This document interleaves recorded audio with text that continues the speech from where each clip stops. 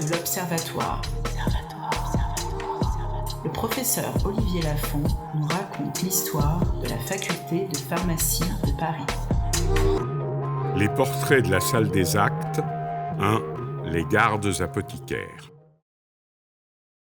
La salle des actes, qualifiée parfois pour cette raison de chapelle Sixtine de la pharmacie française, est riche de quelques 90 portraits de maîtres apothicaires, de maîtres en pharmacie et de pharmaciens, qui couvrent la totalité de ses murs. La majorité des maîtres apothicaires sont vêtus de noir, et seule la tache blanche de la fraise, du rabat ou du large col vient éclairer le tableau.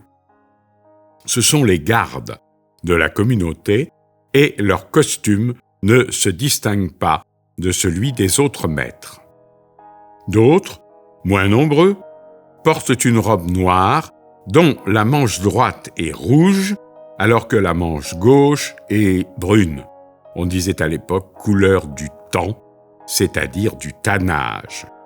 Il s'agit de ceux qui ont exercé, outre leur fonction de garde, les fonctions très honorifiques et anoblissantes d'échevins de Paris. La municipalité parisienne avait alors à sa tête le prévôt des marchands, nommé par le roi, assisté de 4 échevins, élus pour 2 ans par les bourgeois de Paris, au terme d'un processus complexe. Ils étaient généralement choisis au sein des 6 corps de Paris, nom que l'on donnait aux 6 communautés les plus importantes des marchands parisiens qui avaient le privilège de porter le dais royal lors des entrées solennelles. Une tradition s'était établie de faire tous les 2 ans un portrait de groupe de messieurs de la ville, le prévôt des marchands, les échevins, le procureur, le secrétaire et le trésorier. À cette occasion, chacun d'entre eux se voyait remettre son portrait individuel.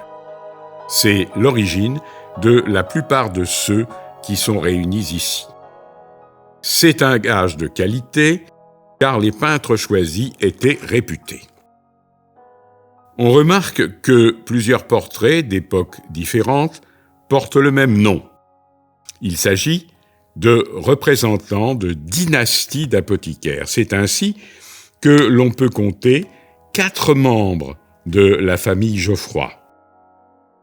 Étienne Ier, en costume d'échevin, son fils Étienne II, en costume noir, son petit-fils Mathieu François, revêtu de la robe échevinale, qui eut plusieurs fois l'occasion de rencontrer Louis XIV, et son arrière-petit-fils Claude Joseph, lui aussi en échevin, à qui le prévôt des marchands Turgot dit spirituellement en le recevant dans ses fonctions qu'il avait l'impression de lui remettre son héritage.